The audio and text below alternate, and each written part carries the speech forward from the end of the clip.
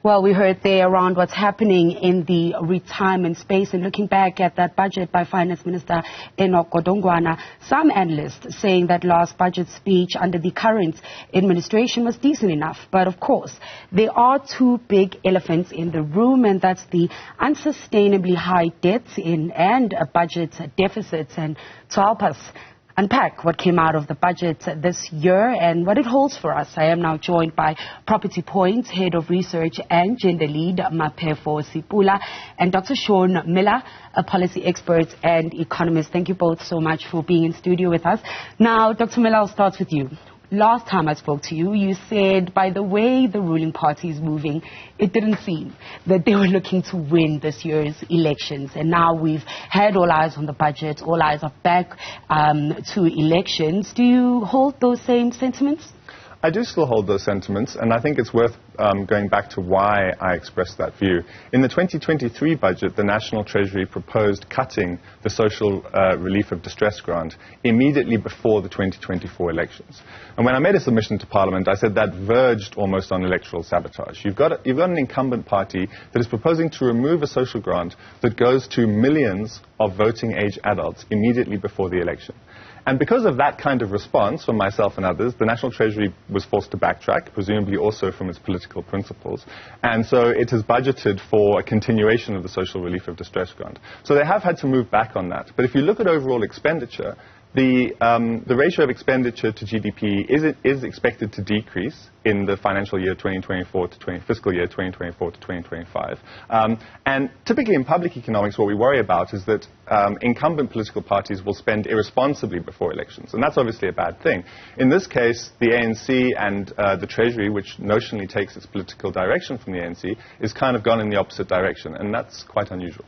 Maphefo, you deal largely with entrepreneurs, and we heard there in the intro, little mentioned when it comes to entrepreneurs and SMEs, and it seems to be the case with a lot of the budgets. What were your takeaways from this budget, and do you share then Dr. Muller's viewpoints? Yeah, I think I do share Dr. Muller's points in terms of, you would have expected a kind of an increase in terms of the budget leading up to election, and I think, like he's rightfully saying, it's kind of gone in the opposite direction. But I think from our perspective as well as Property Point, I think the minister did paint a very grim picture when it comes to the economy. And, a lot of these kind of economic challenges hit small businesses the hardest. So I think it was a missed opportunity for the Minister of Finance to really engage on some of these challenges, and particularly what the impact is on small businesses and how these various reforms and policies can directly benefit small businesses so that they can be a positive catalyst for economic growth. But I think we also did see, some positive elements which we think the entrepreneurs and small SMEs will be able to benefit from, but all of that requires a high level of intentionality as well from government to ensure that.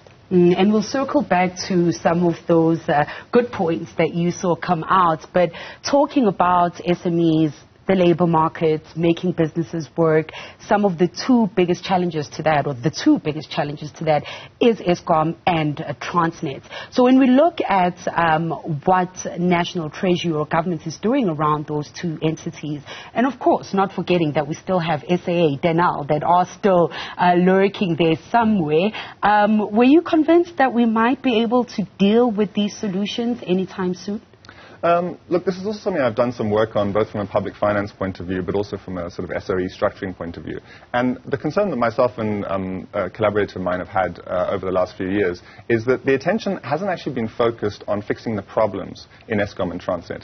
Essentially, the focus has been on breaking them up in order to restructure the energy sector and restructure the transport sector. Now, some people want to do that because they think it will lead to improved outcomes in the long run. Other people want to do it for ideological reasons and because it's going to serve vested interests. So basically what we see, if we come back to the budget, is that the Treasury has served as an intermediary in that respect. So Treasury has only agreed to these massive bailouts for Eskom. I think 254 billion rand is going to be transferred essentially off Eskom's balance sheet onto the public balance sheet. And it's only agreed to do that on the condition that Eskom essentially is vertically separated. It's broken up. It essentially backs out of the energy generation space beyond its existing capacity and so forth. And what's clear is that the same thing is going to happen with Transnet. Now, as I say, some people think that's a good thing.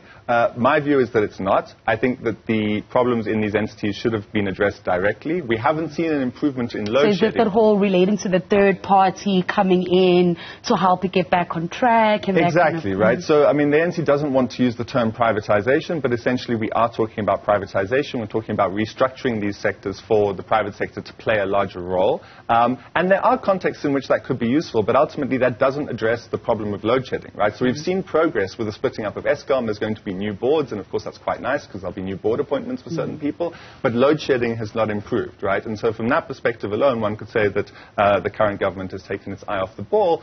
But there are reasons for that, and in my view, those also partly relate to vested interests. Yeah, and Maphefo, all those issues seem like issues I feel every time I'm having a conversation when it comes to SOEs. It's like we've been having this conversation for a decade now. So do these challenges not then eat away at the potential of the SME sector? I mean, in 2023 alone, we saw more than 1,600 businesses go into business liquidation. So while we're seeing those positives, which I'd like you to tell me about, are they not being eaten away by all these economic structural issues that we have? Yeah, I definitely would agree with that statement. You know, I think with the fiscus having to be directed towards, you know, some of the bailouts with the SOEs, as well as the large budget deficit and the debt service costs, I think that takes away from funding or support towards entrepreneurs and really having targeted expenditure towards SMEs. I think there have been a number of policies, whether it be the master plan, which was for the SME sector, which is really trying to drive, you know, increased access to finance, support, and increased participation of small businesses. And, you know, the implementation of those policies and effective implementation of that policy does require adequate budget. So I think there is this kind of discussion around the role of the SME, particularly when driving economic growth, but we're not seeing the budget support that kind of policy priorities as well. And just talking about that, we've spoken intensely about the debt issue that we do have in this country, our expenditures while spending out of control. Another issue is our revenue, Dr. Muller, struggling to raise that revenue. And we just heard from SAIT CEO, they say that there seems to be death by compliance, and both on a personal income tax and on a corporate tax level. So that also touches on SMEs as we're scaling. Is tax, you know, an enabler, or does it kind of the death of the business? Talk us through that death of compliance. Is it a real ticking time bomb issue that we need to address, and is government actually addressing that issue? Well, because I'm not going to go too much into detail around that. I think that is the kind of thing that tax practitioners are better qualified to comment on. But the problem with tax practitioners is that they tend to focus on frustrations for their clients. They tend to argue that their clients should be taxed less, which is not surprising. They wouldn't be very popular with their clients if they argued that they should be taxed more.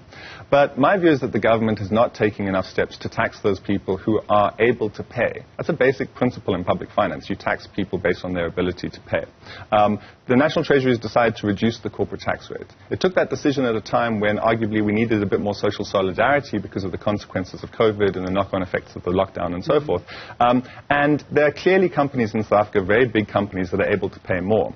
What National Treasury is focusing on, this also relates to Maphefo's comments, what National Treasury is focusing on is broadening the tax base, SARS as well, right? So trying to bring more taxpayers, whether individuals or companies, into the tax net. And in and of itself, that isn't a bad thing. But when you see, for example, some of the tax policies in the budget, like not adjusting the tax brackets for individuals, the thing is that it takes extra money from people across the spectrum, but arguably more could be taken from those at the top of the income distribution and less from those at the bottom who are struggling. And one could make some kind of similar arguments when it maybe comes to SMEs. Well, according to statistics, South Africa's latest quarterly labor force survey, unemployment edged up to 32.1% in the last 3 months of the year, and that's up from 31.9% in the previous quarter.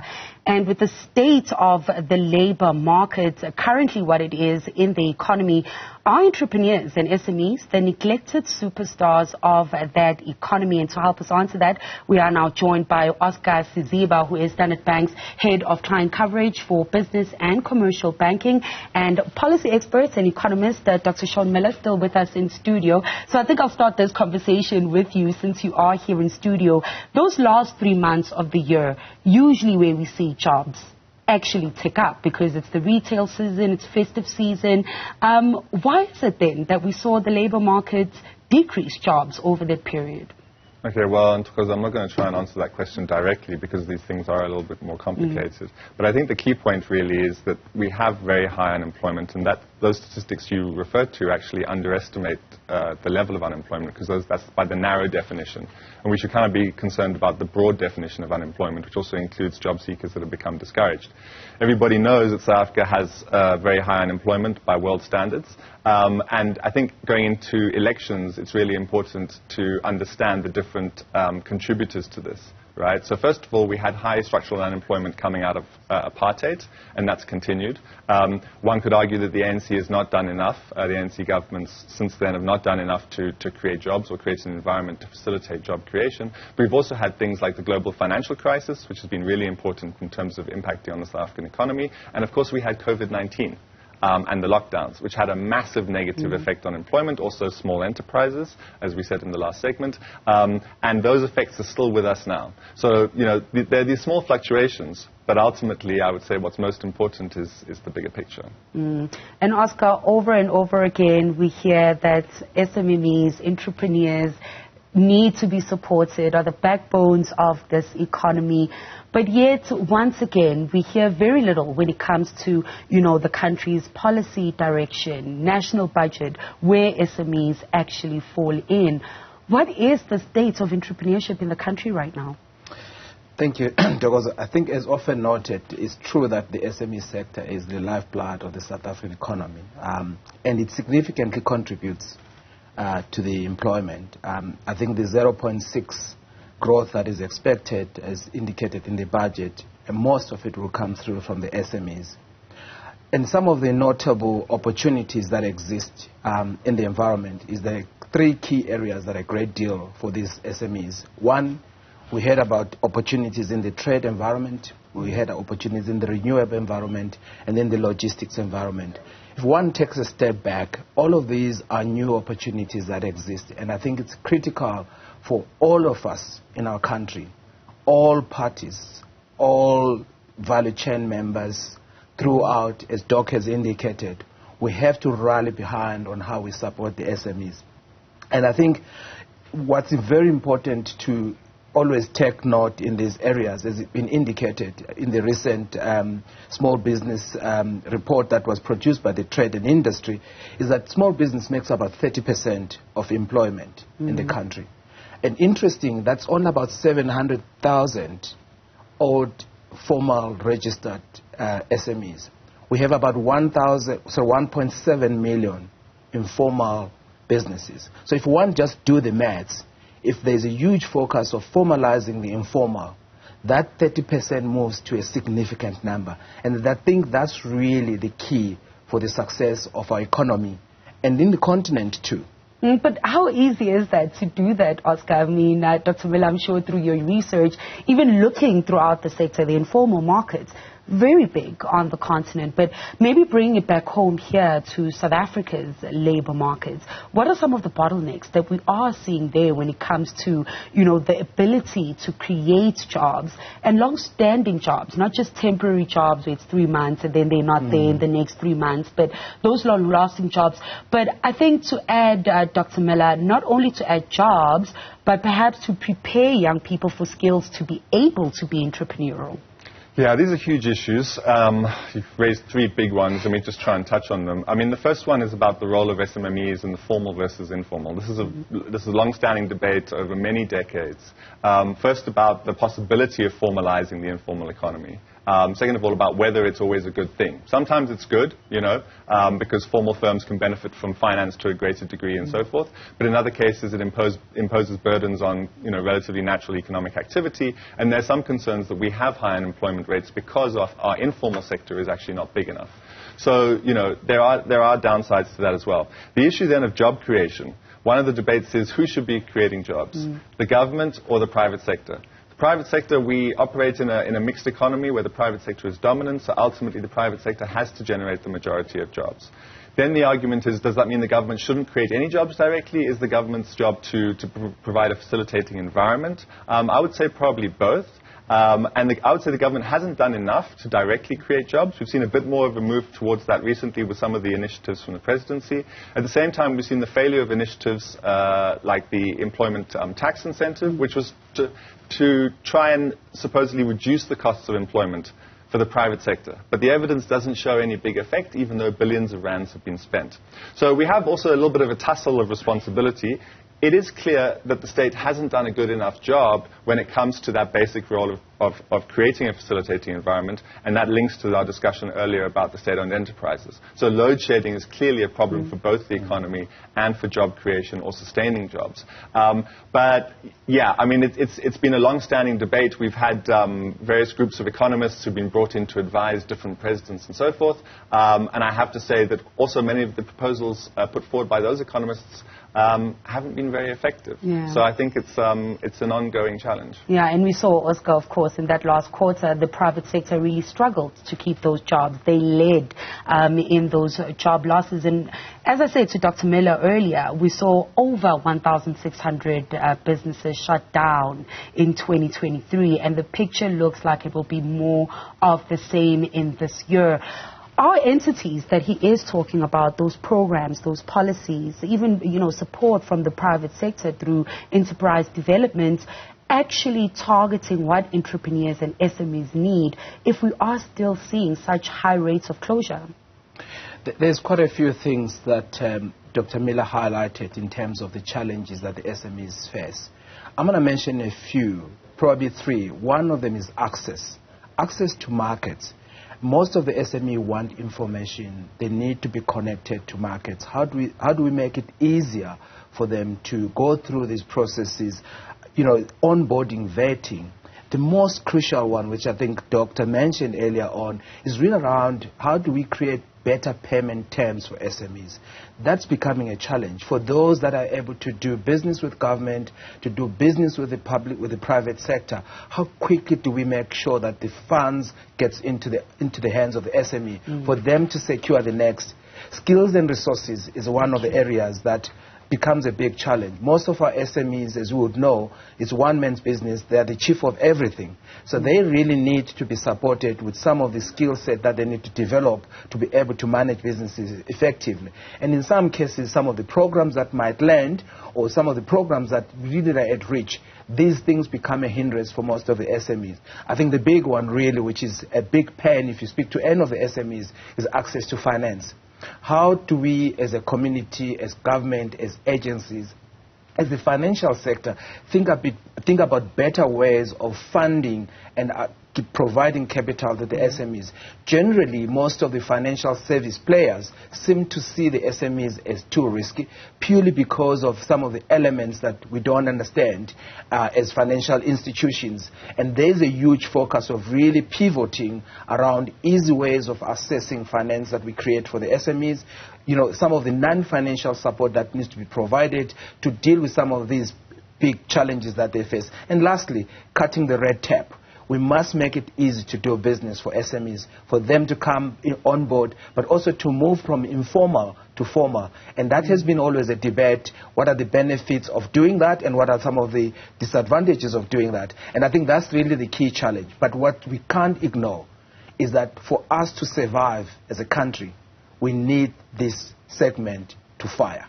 Good afternoon. You're still watching the Sunday Business Wrap, and with me in studio I still have policy experts and economist Dr. Sean Muller, as well as Oscar Siziba, the head of client coverage for business and commercial banking at Standard Bank. And of course we are unpacking the labour markets with the latest unemployment numbers, but really more so focusing on the role entrepreneurs and SMEs play in South Africa's labour markets. Earlier in the week, I was out to a construction company, and it's doing relatively well, but the managing director did say, look, jobs are just not coming in as they used to. We're not able to create jobs like we used to. It's already a seasonal industry based on projects. And before we took a break, we kind of touched on the issues the country has when it comes to us implementing these brilliant programs that we do come up with. What are some of the challenges that we face there when it comes to just getting the job done? Yeah, I mean, look, not all of the programs and policies are brilliant. There are some good ones, and you're right, whether they're brilliant or not, often we suffer on the implementation side. I mean, one thing on the construction industry we've seen, and again it links to our discussion about public finances, is when there's been inconsistent investment in infrastructure, that creates a problem for construction firms. It creates a problem for the maintenance of capacity, because you can't maintain your employees and your capacity as a business if you're not going to be getting consistent income coming in, especially from the public sector. So, that's one issue. When it comes to the other kinds of specific programs, we're talking about energy, talking about transport and logistics. There have been issues around... my first job was actually at the Department of Transport in the economic analysis units, and I sat on a freight logistics task team. Some of the proposals we're seeing now being put forward by President Ramaphosa were in that document that was finalized in, I think, 2005. So it's been almost 20 years since that happened, and those things have not been acted upon. And some of them are good, some of them are not good. But the point is you've had almost a 2-decade delay in policy decisions and implementation, and that has knock-on effects on the overall economy, including small and medium enterprises. And then you have these specific policies that are targeted at the labor market, right? Some of them are about direct job creation, some of them about indirect job creation, trying to provide incentives for the private sector. But even those, for example, again, if we come back to SMEs, one of those incentives, for example, is based on taxation. So reducing the taxation that firms have to pay if they employ a certain number of young people. But if you're not a profitable firm, or you're wanting to get your firm off the ground, that's not going to be very helpful to you. So sometimes the design of these policies also don't benefit the firms that actually are most likely to create employment and are most in need of support. And Oscar, just bringing you in there, talking about that needing that support, and you mentioned earlier, the importance for lenders to become more human-centric, because even running a business, there's a human being running that business. How do lenders become more human-centric? And I think linking to that, what comes first in the current economic climate that we're in? Access to market or access to finance for small businesses? So, you have to have both. If you have access to finance and you don't have markets, you're doomed. If you have funding and you don't have access to market, you're doomed. So you need actual both. This is an extremely important capability that you have to provide every SMEs. So one of the challenges that financial institutions continuously need to think is whether the current policies, procedures that they have on how they look at these SMEs needs to tailor-make the profile of these SMEs. I would use an example. Most of the SMEs are successful because of the jockey, not because of the business plan and all the financials, which are important. But the key risk that you need to mitigate is whether that jockey can deliver what they require. So there is a need for both the private sector and government to actually collaborate in creating easy programs, accessible information for SMEs, and relax the burden that gets created on the SMEs.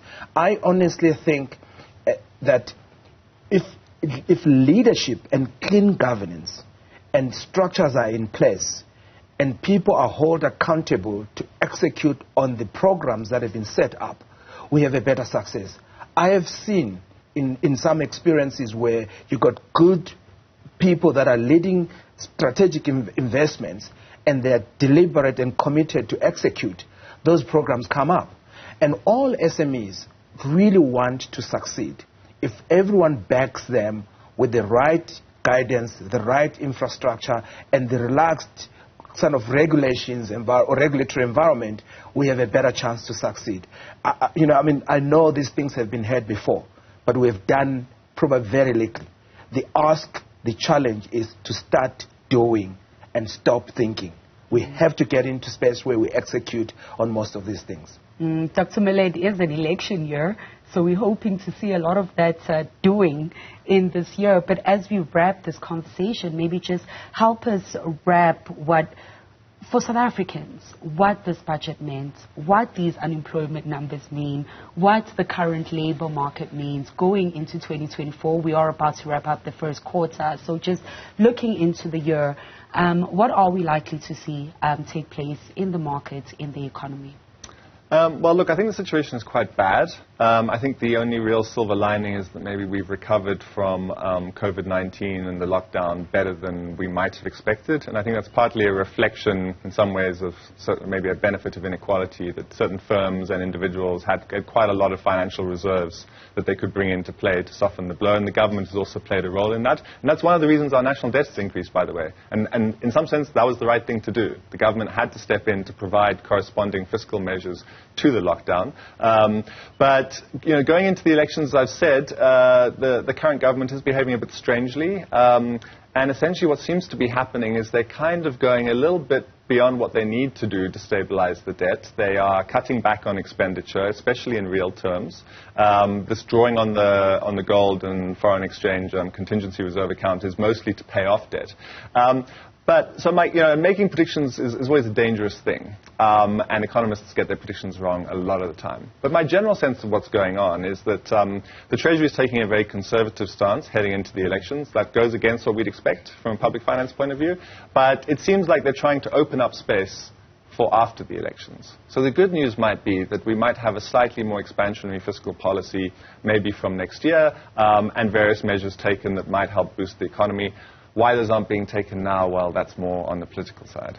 So I suppose it is more of a wait-and-see game, and unfortunately we have run out of time. I think a lot more to still unpack on both fronts, the labor market, the role of SMEs, and just the direction of the economy. Thank you both so much for joining us in studio. That's where we'll have to leave it this afternoon, but we do have more business news in the week, including Cecil results, and we'll dig into those earnings. We also have the M3 money supply data out of Statistics South Africa in the week. And of course, we'll be hearing from those market commentators that we speak to on a daily on what's moving the markets. For now, it's a wrap from the business desk. It's back to Tanja with more news.